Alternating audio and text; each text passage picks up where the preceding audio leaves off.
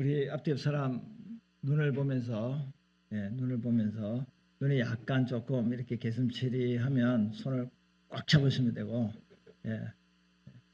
눈을 보고 사람이 어디가 살아있으냐 되면 눈이 살아있어야 돼요. 눈이 살아있어야 돼요. 그래서 눈을 보고 사랑을 축복합니다 인사하면 좋겠습니다. 같이 인사합시다. 사랑을 축복합니다.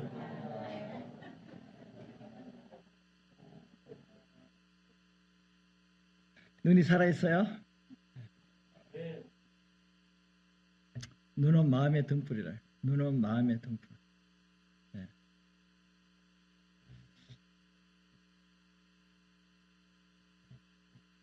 우리는 하나님의 성품에 대한 말씀을 듣고 있는데요. 하나님의 성품 중에서도 지금 절대 성품, 우리와 같이 공유하는 성품이 있고요. 하나님만이 가지고 있는 성품이 있어요. 근데 사랑은 하나님도 가지고 있지만 우리도 가질 수 있는 거고요. 지난주에는 이제 거룩에 대한 말씀을 드렸는데, 그렇다면 거룩의 뜻이 뭡니까? 거룩이라는 것은 구별됐다는 거거든요. 구별됐다. 그럼 한번 묻겠습니다. 지난 한 주간에 우리가 살아오면서 세상 사람들과 구별된 삶을 사셨다가 이 시간 이 자리에 나오셨죠? 할렐루야. 기도 제목으로 계속 기도하고 있는 건가요? 그래도 조금 살아보려고 노력은 하셨나요? 그런 의미에서 우리는요, 특별한 사람이에요. 특별한 사람이라는 뜻은 뭐냐면 눈에 딱 띈다는 거죠. 여기서 특별하려면 어떻게 하면 여기 모인 분들에게서 제가 제 눈에 딱 띄겠어요? 제 눈에 딱 띄는 특별한 사람은 어떤 사람일까요? 이 시간에. 조는 사람. 네. 저는 사람 보면 제가 은혜가 안 돼. 그래서 어떤 설교자가 그렇게 이야기했습니다. 어떤 사람을 보고 설교해야 되느냐. 저는 사람 보면 설교가 안 되니까, 안 듣고 있으니까 안 듣는 사람이 계속 설교해봤자 무슨 소용이 있겠습니까? 은혜 받는 사람, 아멘 하는 사람, 그 사람 보고 설교하라고 그러더라고요. 그런 사람이 특별한 사람일 수 있겠지요. 오늘은 하나님의 성품 중에서 진짜 특별한 성품이에요. 우리가 갖지 못한 성품. 그 세 가지를 짧은 시간에 말씀을 나누기를 원합니다. 하나님은 천지 만물을 어떻게 하신다고요?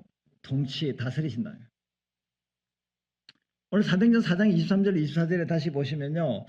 이제 사도들이 복음을 전가하다가, 특히 이제 베드로와 요한이 복음을 전가하다가 감옥에 하룻밤 갇히게 됐습니다. 그 다음날 이제 추록하면서 그 산헤드린 공회원, 즉 유대 종교 지도자들이 엄포를 놓았습니다. 너희 다시 예수를 말하지 마라. 예수 말하면 너희들 가만히 안 둔다. 그리고 풀어줬어요. 그들이 나와가지고 이제 동료들에게 가서 같은 사도들에게 가서 이제 믿음의 사람들에게 자신이 겪었던 이야기를 했습니다. 그때 그들이 일심을 다해서 기도를 하는데 이렇게 기도를 해요. 24절에 대주제여 천지와 바다와 그 가운데 만물을 지으니시오. 하나님을 부를 때 뭐라고 불러요? 대주제여. 대주제요. 자, 이게 대주제는 뭐냐면 하나님은 절대 권위로 통치하신다는 말이에요. 절대 권위라면 전능하심으로 통치하신다는 거예요. 그러니까 하나님은 창조주시고 유일한 신이시고 만유의 절대적인 주권자로 다스린다는 거예요. 그래서 이것을 신명기 그 10장 17절에서 이렇게 이야기하고 있습니다. 너희 하나님 여호와는 신 가운데 뭐요? 신이다. 하나님 가운데 하나님이다. 주님 가운데 주님이시다. 그리고 크고 전능하신 분으로서 이스라엘 자손들을 70명이 애굽에 들어갔는데 430년 됐을 때 2,300만 명이라는 엄청난 그 자손의 번성을 가져온 크고 능하신 분이다. 그리고 이스라엘 자손들을 출애굽시키시고 홍해를 육지같이 건너게 하고 애굽의 군대를 몰살시킨 그런 하나님이다. 그러므로 그런 하나님을 두려워해야 된다. 그것이 신명기서의 말씀입니다. 디모데후서 6장 15절 16절에도 보면 하나님은 복되시고 어떤 주권자라고요? 유일하신 주권자예요. 이 세상에 많은 신들이 있습니다. 근데 신 중의 신, 최고의 신이라는 말이고 주님이 많아요. 통치자가 많아요. 절대자가 많습니다. 그러나 진정한 절대자, 통치자는 주님이시다. 하나님이시다는 거예요. 그것이 유일하신 주권자라는 거예요. 그래서 그분은 만왕의 왕이고 만주해 주시고 오직 그에게만 무엇이 있다고요? 죽지 아닙니다. 영원하신 분이에요. 우리가 믿는 하나님은 영원하신 분인 줄 믿습니다. 그분은 빛 자체이기 때문에 감히 죄인된 어둠에 있는 우리가 하나님을 가까이 할 수도 있고 볼 수도 없다는 거예요. 그런 하나님께 존귀와 영원한 권능을 돌리자다. 아멘. 이와 같이 하나님의 그 성품 중에서 오늘 우리가 첫 번째 말씀을 듣는 성품이 뭐냐면 하나님의 전능성입니다. 그래서 우리 앞뒤 연사랑 인사하고 계속 말씀을 진행하도록 하겠습니다. 하나님은 전능하신 분입니다. 전능하신 분이라는 말은 뭐냐면 못할 것이 없는 분이에요. 그 주권적으로 이 온 세상 우주 만물을 다스리는 분이라는 의미에서 전능하신 분이라는 건데 예수님도 그래요. 빌립보서 2장 8절 11절에 보면 예수님은 창조주세요. 예수님도 하나님이시거든요. 근데 사람의 몸을 입고 이 땅에 온 것이 성육신이에요. 왜 이 땅에 사람의 몸을 입고 오셨을까요? 우리의 죄값을 십자가에 대신 지불하기 위해 오셨다는 사실이에요. 그래서 그 결과로 하나님이 그를 지극히 높이시는데 부활 성천께서 지금은 우리 예수님께서 어디에 앉아 계시죠? 하나님 보좌 우편에 앉아 계세요. 뭐 하세요? 만왕의 왕 만주의 주로서 이 세상 만물을 지금 통치하고 계십니다. 지금도 우리 예수님은 이 세상을 지금 통치하고 계세요. 다스리고 계세요. 그래서 하늘에 있는 자들, 그러니까 하늘에 있는 자들은 누굽니까? 천사들과 땅에 있는 자들은 예수 믿고 구원받은 우리들, 땅 아래에 있는 자는 사단 마귀를 비롯해서 귀신의 세력들과 믿지 않은 불신자 세력까지 다 예수님의 이름 앞에 어떻게 되게 된다고요? 무릎을 꿇게 되고 굴복하게 된다는 거예요. 왜? 그분은 만유의 주권자인 거예요. 우리 주님 앞에 모든 무릎을 꿇게 되죠. 그런데 지금 저와 여러분들은 그 만유의 주권자 대신 예수 그리스도 앞에 권세 앞에 무릎을 꿇어요. 폰만 잡아요. 절대 복종하는 게 무릎을 꿇는 거예요. 따라합시다. 주여 말씀하소서. 주의 종이 듣겠나이다. 주님은 절대 주권자이기 때문에 무슨 말씀하는지 듣고 순종할 수 있는 자세가 되어 있어야만이 우리 그리스도인들의 모습이에요.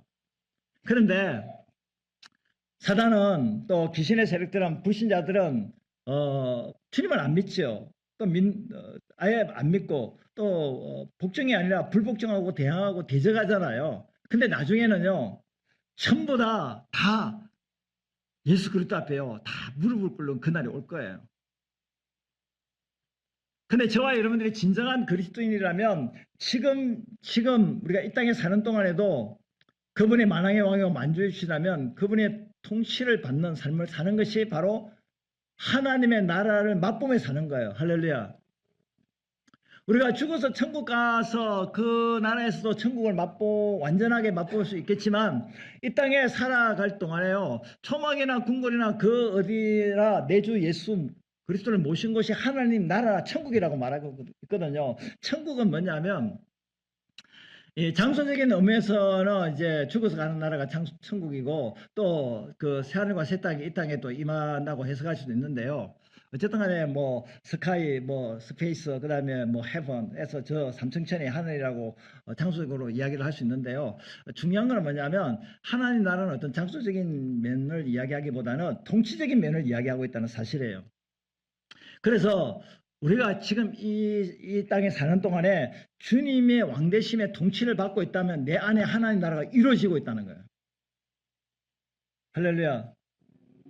근데 통치를 거부하게 되면 내 안에 하나님 나라가 아직 이루어지고 있지 못하다는 거예요. 그래서 11절에 보면 모든 입으로 이 세상에 사는 모든 입으로 예수 그리스도를 뭐라고 시인한다고요? 주라고 시인해요. 만유의 주권자 있습니다. 만유의 통치자 있습니다. 그렇게 시인함으로써 고백함으로 인해서 하나님 앞에 영광을 돌리게 합니다. 우리가 예수님의 통치를 받으면 누가 영광을 받아요? 하나님 영광을 받아요. 주님 말씀해 주세요. 제가 순종하겠습니다. 주님은 왕이시니까. 만주의 주권자이시니까. 그 주님의 다스림을 받는 삶이 하나님께 영광 돌리는 삶이에요. 이제 사울이라는 청년이요. 교회를 핍박했잖아요. 믿는 자를 잡아오게 가두고 죽이기까지 했잖아요. 그래서 대제사장부터 공문서를 받아가지고요. 다메섹 도상까지요. 예수 믿는 자를 잡아 죽이려고 가고 있습니다. 그때 말을 타고 많은 사람들과 더불어서 같이 갔겠죠. 일행들과. 그때 강하고 밝은 빛이 비추었습니다. 예수님은 빛 자체시니까. 그래서 이 사울이 꼬꾸라집니다. 말에서 떨어져요. 그리고 눈이 멀게 됩니다. 근데 전능하신 우리 주님께서요. 그 눈이 멀어진 사울의 눈을 멀게도 하시고 뜨게도 하시고요. 그러고 난 뒤에 그 전능하신 하나님 우리 주님께서 하신 위대한 일이 뭐냐면요. 자신을 핍박했던 그 사울을요. 변화시켜서요. 그 다메섹 도상에 예수 믿는 자를 잡아 죽이러 가다가 전능하신 주님의 능력을 맛보고 핍박자가 예수를 전한 자로 바뀌어져서 그 다메섹에 들어가서 뭐라고 복음을 증가했냐면 예수님은 메시아입니다. 예수님은 천지 만물을 다스리고 중하는 주권자 되신 주님이십니다. 라고 전했어요. 그랬더니 거기에 있는 사람들이 다 어떤 반응을 보였을까요? 기절초풍했습니다.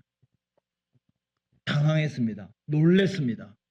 아니 얼마 전까지만 해도 예수 믿는 사람을 잡아 죽이러 왔던 사람이 아니 갑자기 예수님을 믿으라고 하네? 예수님을 높이고 찬양하고 그분의 통치를 받으라고 그렇게 전하니 사람들이 놀래 자빠지잖아요. 누가 이 놀라운 역사를 일으켰습니까? 하나님이 그렇게 하시죠. 우리 예수님의 사람을 변화시킬 수 있는 능력은 누구 손에 있어요? 하나님 손에 있어요. 그래서 골로새 1장 13절 14절에 보면 얼마나 우리 주님이 하나님이 대단하시냐면 하나님이 우리를 흑암의 권세에서 건져냈어요. 여러분 예수님 안 믿는 사람들은 누구의 손아귀에 붙들려서 어둠의 세계에서 살아가고 있습니까? 마귀의 손에서. 근데 마귀의 세력이 귀신의 세력이 영적 세력이 굉장히 강하잖아요. 근데 우리 하나님보다 강한 신이 있습니까? 강한 능력자가 통치자가 이 땅에 있습니까? 없잖아요. 그래서 흑암의 권세에 있는 우리를 딱 사단의 마귀의 목을 딱 조아서 숨통을 끊어버리고 우리를 건져내어서 어디로 옮기시냐면 하나님의 사랑의 아들 예수님의 나라로 천국으로 옮기셨다. 할렐루야. 이 놀라운 능력이잖아요. 그리고 우리를 어떻게 하시냐면 고린도서 5장 17절 같이 읽겠습니다. 그런즉 누구든지 그리스도 안에 있으면 새로운 피조물이라 이전 것은 지나갔으니 보라 새 것이 되었도다. 옆 사람과 같이 인사하겠습니다. 당신이 새 것이 되었습니다. 우리가 한 것이 아니에요. 올드한 게 아니에요. New creation. 새로운 창조물이 된 거예요. 새로운 창조물. 우리가 새 사람이에요. 여러분 누굽니까? 새 사람이에요. 답을 다 가르치려고 하는 거예요. 여러분 누굽니까? 새 사람이에요. 새 사람이라는 말은 뭐냐면 예수 믿기 전에는 옛 사람이에요. 흑암의 권세 마귀의 손아귀에 붙들려서 죄의 종로라는 사람이었어요. 근데 그 손아귀에서 하나님의 능력으로 우리를 예수님의 나라를 옮겼어요. 예수님의 통치를 받는 자로 우리를 주소를 이전시켜 주셨어요. 우리 본적지가 이제는 사단에게 속한 게 아니고 하나님 나라에 속한 본적지로 옮겨졌어요. 예전에는 마귀의 통치를 받았지만 이제는 하나님의 통치를 받는 자가 되게 하셨어요. 그래서 우리가 새로운 피조물이 됐다는 거예요. 새 것이 되었다는 거예요. 할렐루야. 예수의 십자가의 보혈의 능력으로 그렇게 된 줄로 믿습니다. 그래서 빌립보서 1장 6절에 보면 너희 안에 착한 일 구원의 역사를 일으키신 그 하나님께서 그리스도 예수의 날 재림의 날까지 그 구원의 역사를 반드시 이루어질 줄로 우리가 확신한다. 여러분 전능하신 하나님이 우리를 변화시켜 주셨습니다. 천국으로 우리는 반드시 들어갈 줄로 믿습니다. 확신합니다. 여러분 다른 것은요, 우리 인간이 다 정복을 할 수 있어요. 또 일을 또 할 수도 있습니다. 그런데 제일 안 되는 게 뭐냐면요, 사람입니다. 여러분, 사람을 만드는 것이 쉬울까요, 어려울까요? 어려워요, 불가능할까요? 한참 생각을 해야 돼요. 네, 사실 불가능합니다. 제가 어떨 때 이런 생각을 해요. 내가 이제 70이 가까워지는데 얼마나 변화됐냐. 아직도 멀었네. 큰일 났다. 아직도 멀었다. 어? 아니, 주 오실 때가 가까워지고 주님 앞에 설 날이 가까워졌는데 아직도 멀었으니 언제 사람이 됐냐, 언제 사람이냐. 사람 다 되면 그때 이제 꼴깍하고 죽는다. 흐리멍텅하게 바보같이 참 그렇게 살다가 이제 저정신 차려가지고 잘 살아볼까 하고 폼 잡다가 그때 이제 세상 떠날 날이 됐다, 이 말이에요.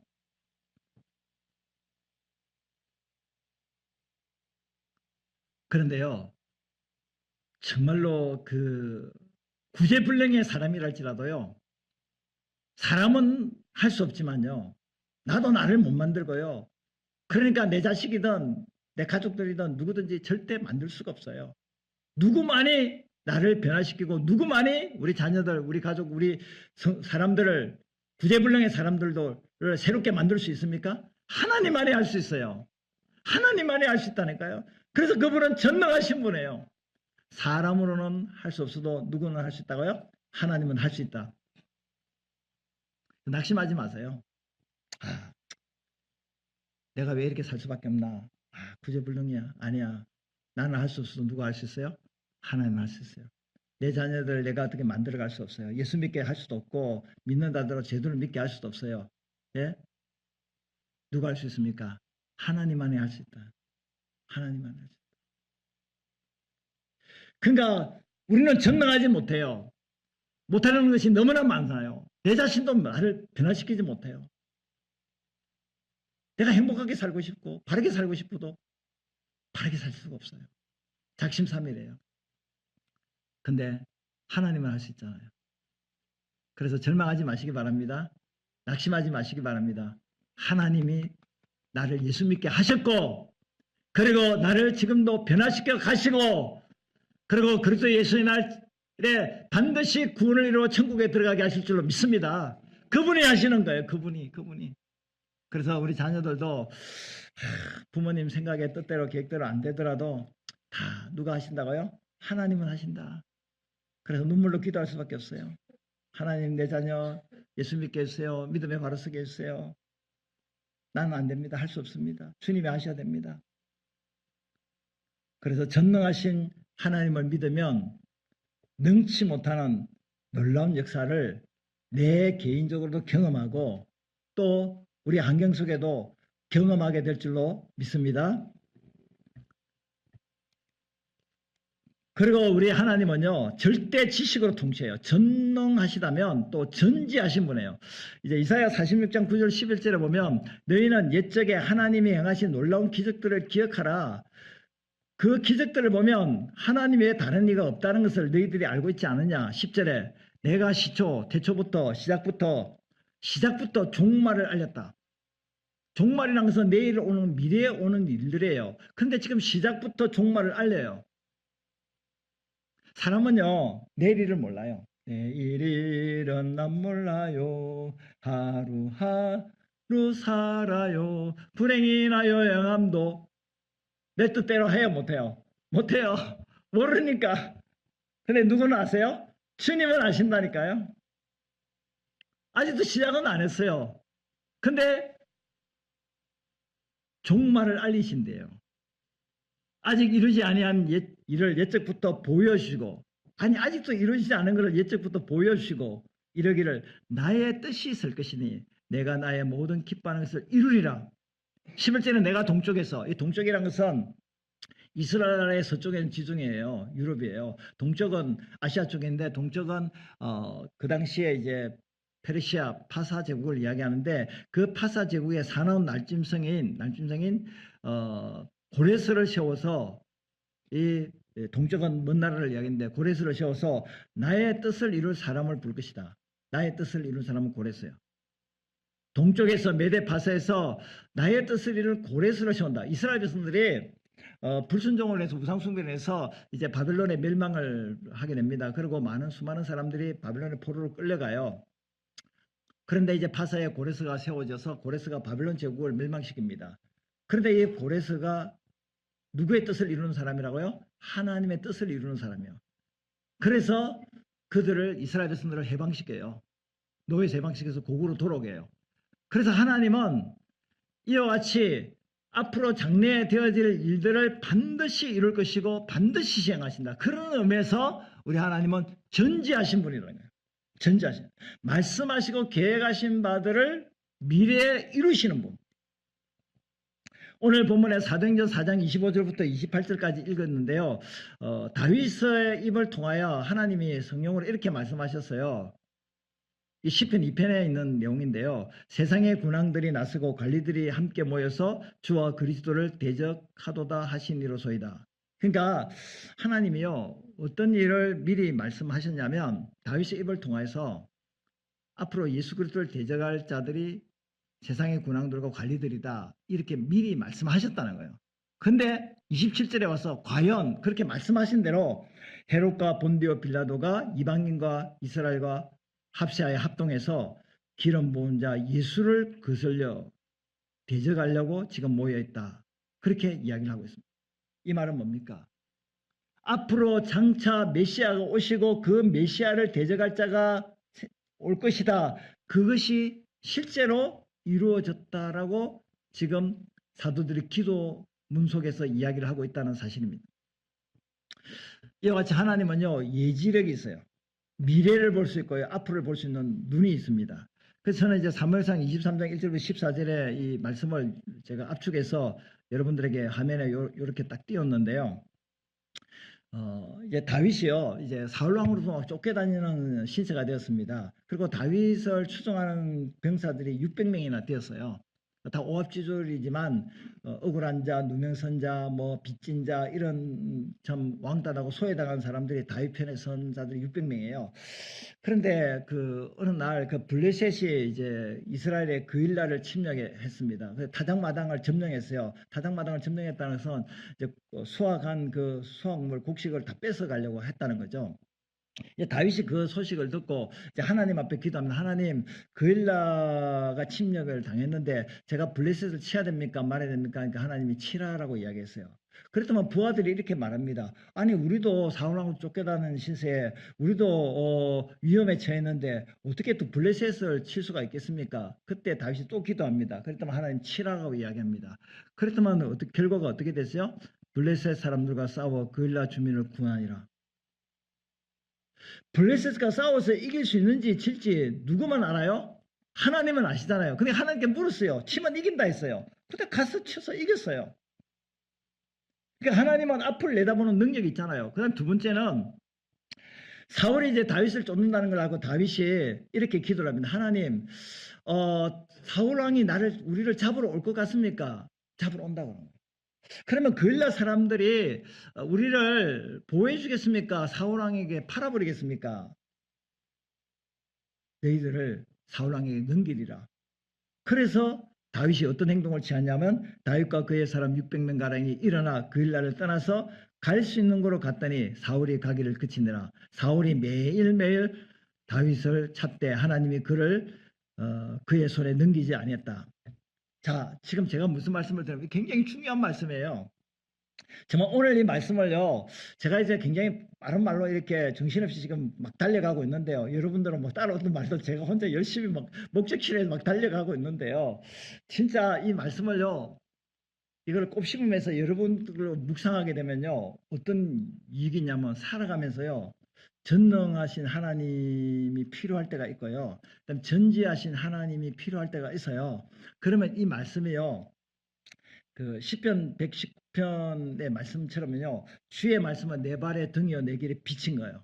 내가 캄캄한 어둠의 밤을 만날 수가 있어요. 그럴 때요, 이 말씀이 딱 떠오르면서요, 빛이 쫙 비치는 거예요. 할렐루야. 빛이 비쳐요. 그러니까 똑같이 이 시간에 예배를 드리고 말씀을 들어도요, 하나님을 만나고 돌아가는 사람이 있고요. 그냥 왔다가 마당만 밟고 가는 사람이 있고요. 하나님을 직접 만나는 사람이 있고요. 주의 음성을 정말 듣고 그렇다 아멘 아멘 이렇게 받기도 하지만요. 마음의 감동으로 깊이 받아가지고 마음에 새기는 사람이 있어요. 똑같이 예배를 드려도요. 대박이 나는 사람이 있고요. 쪽박이 나는 사람이 있거든요. 똑같이 예배를 드리는데요. 똑같은 부모의 자녀인데도요. 잘 되는 자녀가 있고 안 되는 자녀가 있고 똑같은 교실에 똑같은 선생님이 똑같은 학교에서 공부를 해도요. 어떤 아이는 잘 되는데 어떤 아이는 또 못하는 아이도 있거든요. 왜 그럴까요? 누가 문제가 있는 거죠? 학교에 문제가 선생님 문제가 있습니까? 그러니까 제가 말씀드리는 말씀은요. 이 말씀이요. 하나님의 전능성과 나와 무슨 상관이 있어? 하나님의 예지력 앞을 내다보는 그거가 나와 무슨 상관이 있어? 라고 생각하지 마시고요. 이거는요. 하나님이요. 나에게요. 전능한 하나님을 맛보고 살려고 말씀하시는 거예요. 전지하신 하나님의 능력을 맛보고 네가 잘 되기를 원한다. 네가 행복하게 되기를 원한다. 너는 앞날을 내다보지 못하지만 나에게 물으라. 그러면 내가 너의 앞길을 미리 예지해서 보여주겠다. 그러니까 진정한 인생의 내비게이션 나침판 시도는요. 가이드는요. 우리 하나님이세요. 우리 주님이세요. 할렐루야. 그래서 저는 요한복음 10장 3절 4절 말씀을 좋아하는데요. 한번 같이 읽겠습니다. 그는 자기 양의 이름을 각각 불러 인도하여 내느니라. 자기 양을 다 내놓은 후에 앞서가며 양들이 그의 음성을 아는 고로 그를 따르니라. 지금 전지하신 하나님에 대한 말씀을 드립니다. 우리 예수님도 전지하시는데 우리 한 사람 한 사람을 각각 이름을 불러서 인도하신대요. 찬양 중에 이런 찬양 있죠. 내 이름 아시나요? 뭐 이러겠죠. 갑자기 내 이름 아시냐 그러겠죠. 네. 그 생각이 나는데 우리가 그 어렵고 힘든 일을 겪으면 이런 생각을 합니다. 누가 내 어려운 형편과 사정을 알아주냐? 뭐 하나님이 알아주시겠어? 물론 뭐 내 남편은 더 뭐 남의 남편이니까 그래서 남편이라 하지. 내 남편도 알아주지 못하고 내 아내도 그렇고 부모 형제도 그렇고 교인들도 그렇고 아무도 나를 알아주는 사람 없어. 소갈이 하며 살아갈 수밖에 없어. 하지만 하나님은 각자 우리 한 사람 한 사람 이름을 딱 부르신다는 거예요. 할렐루야. 이름을 부른다는 거는요. 그냥 내 이름을 알아서 부른다는 게 아니고요. 예? 그 이름을 부른다는 말은 나의 형편 사정을 다 알고 이름을 부른다는 거예요. 나의 그 억울하고 힘든 모든 형편 사정을 부모가 자식에게 다 말할 수도 없고 남편이라고 아내가 말하고 아내가 남편에게 말할 수 없는 그러한 참 나만이 겪을 수밖에 없고 나만이 지고 갈 수밖에 없는 그 고통의 문제를 하나님은 알고 다른 사람은 몰라도 나는 너를 안다. 그러면서 각각 이름을 부르세요. 그러면서 장애양을 우리에서 내어놓은 후에 주님은 뒤에 구리치면서 가요? 앞서가세요? 앞서가세요. 왜 앞서가시죠? 왜 앞서가시죠? 그렇죠. 길을 잃고 헤매다가 사자밥이 되나 뭐 곰의 밥이 되거나 낭떠러지 떨어지지 않도록 앞서가세요. 왜? 그분은 길을 아시니까. 그분은 우리의 인생의 길을 아시니까. 여러분 내일 무슨 일이 날지 알아요? 몰라요? 네. 모르죠. 내일도 모르는데 하루살이잖아요. 내일은 난 몰라요. 하루하루 살아요. 그러잖아요. 내일은 모르잖아요. 하루하루 살아잖아요. 근데 주님은 내일을 아세요? 안 모르세요? 아세요. 그러면 내일을 모르는 내가 그런 의미에서 뭐 맹인이나 다름없는 내가 주님 없이 살 수 있겠어요? 그분의 가이드 인도를 받지 않고 그분의 목자가 안 되면 우리가 살 수가 없어요. 근데 그분이 인도하는 대로 따라가면 돼요. 따라가면 됩니다. 그러면 산 넘고 물을 건너서 험산 줄령을 걷는다 할지라도 결국에는 목적지에 딱 도착하는 거예요. 목적지에. 여러분, 진정한 우리 인생의 그 길을 가이드하고 안내하시는 분은요, 하나님밖에 없어요. 그래서 우리가 주의 음성을 들어야 돼요. 하나님, 이런저런 문제가 있는데 어떻게 하면 좋겠습니까? 여러 많은 갈림길이 있는데 어디로 가야 생명길이냐, 어디 가야 진리의 길이냐, 어디 가야 살 길이고 행복한 길이냐, 나는 몰라. 살아보지 않았으니까. 그러니까 물을 수밖에 없어요. 10년 20년 살다가 아이고 잘못 살았네. 어떤 지도자가 그랬다잖아요. 나폴레옹이 그랬다는지. 그냥 재미난 이야기 에피소드겠죠. 부하들에게 야, 저 산이다 가자. 저 산에 올라갔어요. 네, 힘들게. 그러다 보면 아, 잘못했다. 아까 그 산이야. 그걸 또 그걸 갔다고 그러잖아요. 그리고 또 뭐 또 약간 제가 지어낸다 뭐 아, 그게 아니고 이 산도 아니고 저 산 말고 또 다른 산인갑다. 만약에 그렇게 했다면 인생 다 망치는 거예요. 그러잖아요. 아니 인생은 제한된 시간에 제한된 어떤 그런 어떤 여건 속에서 되돌릴 수 없잖아요. 되돌릴 수 없어요. 그렇기 때문에 우리 주님은 예지력을 가지고 앞날을 내 인생을 다 보고 계신다니까요. 근데 그분의 손에 붙들려서 가면 어려운 일도 겪을 수 있겠지만 목적한 뜻, 그 뜻대로 이룰 수가 있다는 거예요.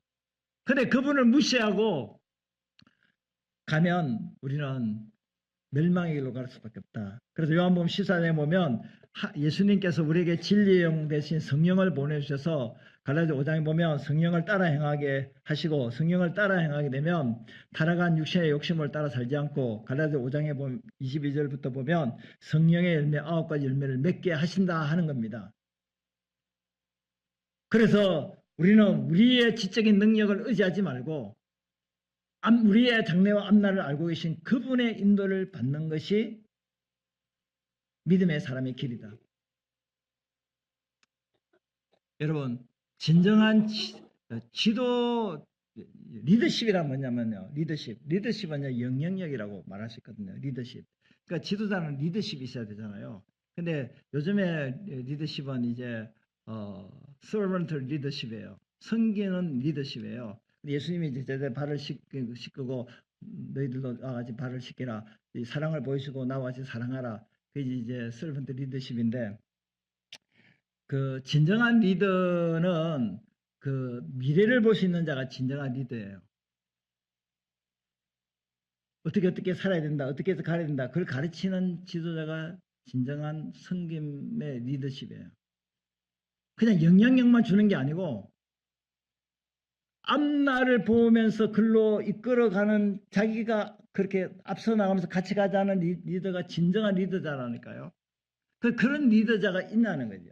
사람은 할 수가 없다는 거예요. 왜? 앞날을 못 보니까. 앞날을 못 보지만 우리나라 경제가 어떻게 된다, 정치가 어떻게 될 것인가, 우리 또 인생이 어떻게 전개될 것인가, 모든 데이터를 가지고 상황을 분석해 가지고 보여준다. 그러면 우리가 그렇구나, 그러고 가잖아요. 네?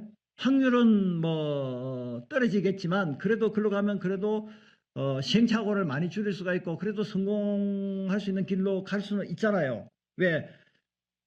리더자가 그 앞날을 보는 눈이 있으니까 경제에 대한 정치에 대해서 사회에 대해서 보는 눈을 가진 사람이 있거든요. 그런데 사람은 한계가 있지만요. 하나님은 한계가 있어요? 없어요? 한계가 없어요. 인생을 다 본다. 대한민국이 어떻게 될 것인가? 전 세계가 어떻게 될 것인가? 우리 개인 한 사람이 어떻게 인생이 전개될 것인가? 하나님은 아세요. 그렇다면 누구의 인도를 받아야 돼요? 하나님의 인도를 받으면 돼요. 그래서 하나님께 물어야 되는 거예요. 전지하신 하나님. 그 다음에 마지막에는요, 우리 하나님은요, 무세부재하신 분입니다. 편재. 이 세상에 안 계시는 곳이 없는 분으로서 통치하신다는데요. 시편 139편 7절 10절에 보면 제가 읽겠습니다. 내가 주의 영을 떠나 어디로 가며 주의 앞에서 어디로 피하리까? 내가 하늘에 올라갈지라도 거기 계시며 소월 땅 아래로 내려가 내 자리를 펼지라도 그 땅 아래에도 거기 계시고 내가 새벽 날개를 치며 저 동력에 떠오르는 그 동쪽 끝에 있을지라도 또 바다끝 지중해 바다끝 저 서쪽 끝에 있을지라도 거기에도 거주할지라도 거기서도 주의 손이 나를 인도하시며 주의 오른손이 나를 붙드시니다.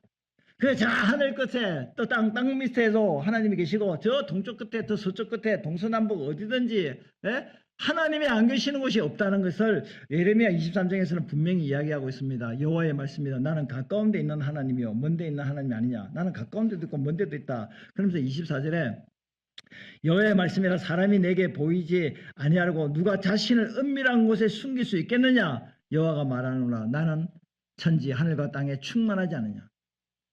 하늘과 땅에 주님이 안 계신 곳이 없어요. 충만하게 계신다니까요.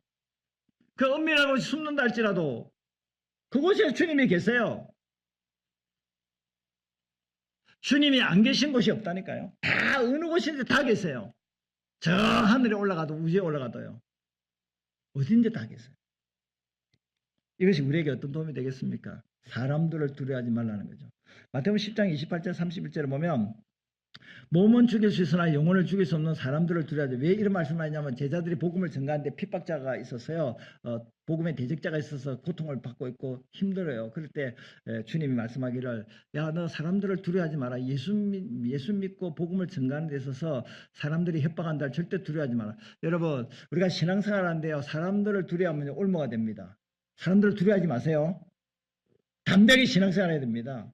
절대 사람들 두려워하면 신앙생활 못해요. 저도 이제 군대 생활할 때, 군대 갈 때 아예 저는 이제 이런 생각했죠. 빡빡 미리 머리를 밀고 공군에 입대했는데, 그때 이제 저는 그렇게 생각했어요. 나는 선교사로 간다 생각했어요. 그때 저는 신학을 한 사람이 아니에요. 네. 저는 그냥 선교하러 간다 생각했어요. 사명을 얻고 이제 군대 간 거죠. 그러니까 이제 훈련받고 그럴 때, 얼마나 배고플 때입니까? 그리고 또 교회 간다 교자 꺼내겠습니까? 훈련병인데. 그리고 군대 가면 휴가 가면 술 사오라, 담배 사오라, 야, 담배 가져와, 그리고 그러잖아요. 담배 가져와, 담배 없는데요. 술 사줘, 술 없는데요. 주일날 되면 뭡니까? 훈련병인데. 교회 가야 되는데요. 교회 가야 되는데요. 예. 겁대가리 없이. 예. 그러니까 두려우면 그런 말을 못하지요. 진정한 두려워할 자는 하나님을 두려워야 되죠. 그런데 사람을 두려워하지 말라면서 이런 이야기를 해요. 예를 들면서 예수님이 하신 말씀인데 참새 2마리가 동전한 개 팔린다. 근데 그 한 마리라도 땅에 떨어지는 것은 누구 허락 없이는 안 떨어진다고요? 너희 아버지가 아니고서는 한 마리도 땅에 떨어진다. 하나님은 너희 머리털까지 다 센다. 그러면 두려워하지 말라. 너희는 참새보다 귀하다. 여러분 포수가 이제 저 전봇대에 앉아있는 참새 5마리를 향해서 총을 빵 쏘았습니다. 그 참새가 몇 마리가 떨어졌겠어요? 예? 참새가 놀래가 다 도망갔겠어요. 놀래가 다 떨어졌겠어요. 그 중에 한 마리라도 맞았겠어요. 산단총을 쏘아가지고 한 마리가 맞아 떨어졌어요. 근데 그거를 주님이 아실까요? 모를까요? 알고 계세요. 떨어지는 걸 주님이 허락했을까요? 안 할까요? 허락했어요. 이것이 주님이 편지하고 계신다는 거예요. 무수부재 어느 곳에 다 계신다는 거예요. 그래서 요나의 예를 들면요. 요나가 이제 선지자인데요. 요나에게 하나님이 이렇게 말씀했습니다. 너 큰 성 느네로 가라. 느네 아수르 성읍이 수도인데요. 그 느네 사람들이 굉장히 악독한 사람들이에요. 그래서 하나님이 그 벌하려고 심판하려고 했어요. 그리고 이스라엘과 대적이었어요. 원수 나라입니다. 근데 요나에게 거기 가서 복음을 전가하라는 거예요. 그 요나가 안 되겠다. 내가 복음을 전가해가지고 그 나라 사람들이 회개하고 예수 믿고 구원받아 버리면 어떻게 됐냐? 저 원수의 나라는 멸망하는 거야. 내가 전도해서 살리면 안 돼. 죽어야 돼. 멸망해야 돼. 그렇게 마음을 가졌어요. 그래서 도망갔습니다. 어디로 갔냐면 느네로 가는 것은 그 동쪽으로 간다면 다시스는 서쪽으로 가는 거예요. 지중해에서 요바에서 배를 타고 저 서쪽으로 반대편으로 도망을 갔어요. 근데 하나님의 얼굴을 피해 도망가는데 도망 잘 갔습니까? 심리도 못 가서 예? 발명이 났습니까? 심리도 못 가서. 근데 하나님이 풍랑을 일으키고 큰 물고기를 준비해가지고 요나가 배 밑창에서 숨어가지고 도망가고 있는데 하나님이 다 보고 계세요. 이 말은 뭡니까? 하나님은 요나가 도망가는 거기에도 계셨다는 거예요. 배 밑창에도 계셨다는 거예요. 예, 좋지 않은 예죠. 우리가 하나님 눈을 피할 수 있어요? 없어요? 절대 피할 수 없어요. 집안에 아무도 없는데 요셉의 아주 멋진 핸섬한 젊은 청년인데 그 보디발의 장군의 아내가 유혹을 할 때 어떻게 요셉이 도망갑니까? 하나님 앞에 내가 어떻게 득지할까? 아무도 보는 사람이 없고 한 사람도 없다 할지라도 그게 누가 계신 거예요? 하나님이 계시다는 건 사실이에요. 혼자 있으면 범죄하지 않을까요? 혼자 있어도 잡다한 생각과 마음을 가지고 있어요. 근데 내 생각 속에 누가 계시죠? 하나님. 내 마음속에 누가 계시죠? 하나님 계세요. 하나님의 눈을 피할 수가 없다는 사실이에요. 그래서 불순종의 자리에 있어서는 안 돼요. 어둠의 제약의 자리에 있어서는 안 돼요. 거기에도 하나님 계세요. 그리고 사도행전 27장에 보면요. 저는 이제 긍정적인 면에서 이야기를 할 것 같으면 사도행전 27장에는요. 이제 바울이 이제 로마로 이제 압송되어서 이제 그 제수의 몸으로 끌려갈 때 이제 배를 타고 가는데 유라굴로 강풍을 지중해에 건너가게 되는데 로마로 유라굴로 강풍을 만나가지고 그 276명인가 되는 그 사람들이 있었는데 그 한 보름 정도 14일 정도 그 풍랑을 만나가지고 배가 다 파산될 그런 지경에 놓여 있었습니다. 그때 이제 주님이 딱 나타나셨어요. 바울아 두려워하지 말라. 네가 로마 황제 가이사 앞에 서야 하겠다. 또 하나님이 너와 함께 항해하는 자를 다 내게 주셨다. 그러므로 여러분이 안심하라. 나는 내게 말씀하신 그대로 되리라고 하나님 믿는다. 그러니까 하나님이 유라굴라 강풍을 만난 그 사도 바울과 또 함께 하셨다는 거예요. 요나가 도망가는 그 배 밑창에도 주님이 거기도 계셨고 유라굴라 강풍을 만난 그곳에서도 주님이 계셨다는 거예요. 마태복음 28장 20절에 주님이 이렇게 말해요. 내가 세상 끝날까지 너희와 항상 함께 계시리라. 옆 사람과 같이 인사하겠습니다. 주님은 지금도 이 시간에 이 자리에 함께 하십니다. 제가 인사해놓고 말이 너무 빠르면서 막 그래가지고 문장이 너무 길어가지고 무슨 말을 인사를 해야 될지 모르지요. 왜냐하면 제가 마음이 급하기 때문에 그렇습니다. 갈 길이 너무 멀기 때문에. 예. 일부 예배 때는 이것보다 더 빨리 이야기한 것 같아요. 네. 근데 사실은 아무리 빨리 이야기해도 듣는 사람 들리지만은요, 빨리 하는 것도 어떻게 보면 매력적일 수도 있거든. 느릿하게 이야기하면 답답하다 이런 생각도 젊은 사람들을, 청년들을 그런 앞에서 말할 때는 빨리 해야 됩니다. 어른들 앞에 할 때는 느리게 슬로우 이렇게 또 그러면 아이들은 다 잡니다. 굴굴 자요. 예. 또 빨리 이야기하면요 뭔 말인가 못 알아들어가지고 어른들은 또 그래서 빨리 해서 못 알아들어서 잡니다. 근데 아이들은 또 천천히 하면 잡니다. 예. 그래서 빨리 했다가 천천히 했다가 빨리 했다가 천천히 하면 적당히 하는 게 좋겠죠. 갈 길이 먼데 또 이런 이야기를 또 했네요. 중요한 건 뭐냐면 마태복음 28장에는 주님이 함께 하신다고 그랬고 갈라디 2장 20절은 오직 내 안에 우리 안에 누가 사신다고요? 주님이 사세요. 주님은 온 세상 만물에 다 계신데 내 안에 계신다는 거예요. 내 안에. 어떤 면에서 주님이 편지하신다는 것이 우리에게 유익이 되냐면 지금 우리가 인생을 살아갈 때 유라굴로 같은 강풍을 만날 수 있잖아요. 그런데 거기에 주님이 지금 함께 하십니다. 내가 고통 속에 울부짖어 눈물을 흘리는 그 장소에 다른 사람은 한 사람도 없고 나 혼자만 느낄 수 있는 외로울 수밖에 없는 그 자리에 누가 거기에 편지에 계신다고요? 주님이 계신다. 그러면 나 외로워요? 나 외롭지 않아요? 외롭지 않다. 그러니까 주님의 편지하심을 믿는 사람은 외롭지가 않아요. 나 왕따가 아니니까. 뭐 안 믿는 사람들이 좀 이상한 친구들이 나를 왕따시켜서 모임에 참석하지 못하게 하고 또 나를 배척한다 할지라도 나 왕따가 아니야. 나 주님이 나와 함께 하시는데 뭐 너희들이 왕따야. 내가 왕따가 아니고. 긍정적인 마인드 사고를 가질 수 있겠지요. 실제로 주님이 함께 하시니까. 말씀을 정리합니다. 결론은 같이 한번 읽도록 하겠습니다. 하나님은 천지 만물을 통치하십니다. 전능과 전지와 무쇠부재하심으로 통치하십니다. 그러므로 우리는 하나님의 통치하심을 찬양해야 합니다. 하나님을 절대 신뢰하고 순종해야 합니다. 아멘.